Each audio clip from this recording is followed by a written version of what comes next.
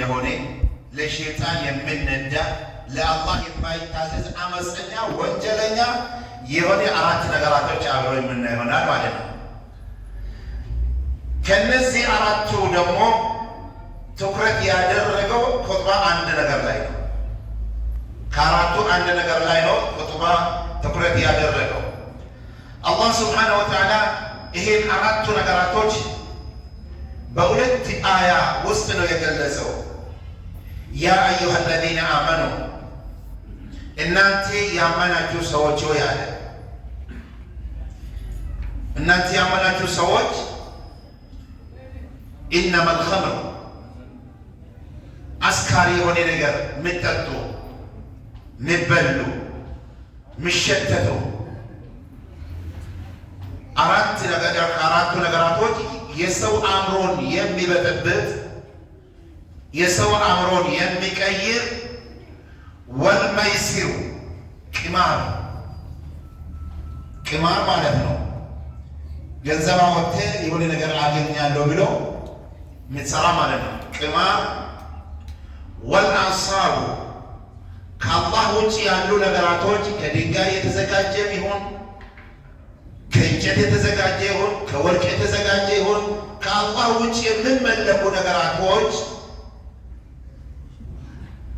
ወልአዝላም እድል ዕጣ ማለት ነው። ዕጣ አዘጋጅቶ በዕጣ የሚመራ ዛሬ ገበያ ለማየት ከፈለገ ዕጣ ያወርዳል። ሂድ ከተባለ ከወጣ ይሄዳል። አትሂድ ከተባለ አይሄድም። ለምን? እሱ የሚመራ ከዕጣ ነው ማለት ነው። እነዚህ አራቱ ነገራቶች ኸምር፣ ቂማር፣ ከአላህ ውጭ የምንመለኩ ከእንጨት የተዘጋጀውን ከወርቅ ከድንጋይ የተዘጋጀ የሚሆን በዕጣ መመራት እነዚህ አራቱ ነገራቶች ርጅስ ነጀሳ ነው አለ አላህ ሱብሓነሁ። ሰው ልጅ ማየት የማይችል ነጀሳ አለ ማለት ነው። ዛሂሩ የፈለገ ቢቀመምም ጌጣጌጦችን ቢደረግም የሰው እይታ በሚሳብ ቢሆንም ነጀስ ነው አለ አላህ ሱብሓነሁ። ምን ዐመል ሸይጣን የሸይጣን ስራው ነው አለ። ታዲያስ ምንድን ነው የእኛ ፋንታ? የእኛ ስራው ግዴታችስ ምንድን ነው? ፈጅተኒቡሁ ነው ያለ አላህ ሱብሓነሁ ወተዓላ። እትሩኩ አላለም፣ ተው አላለም፣ ርቁ አለ አላህ ሱብሓነሁ ወተዓላ። ፈጅተኒቡ ማለት ርቁት፣ በቃ እንዳትቀርቡ ማለት ነው። ተውት አላለም።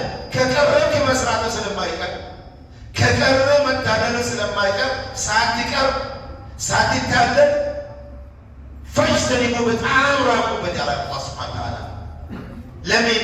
ለምን መራቃት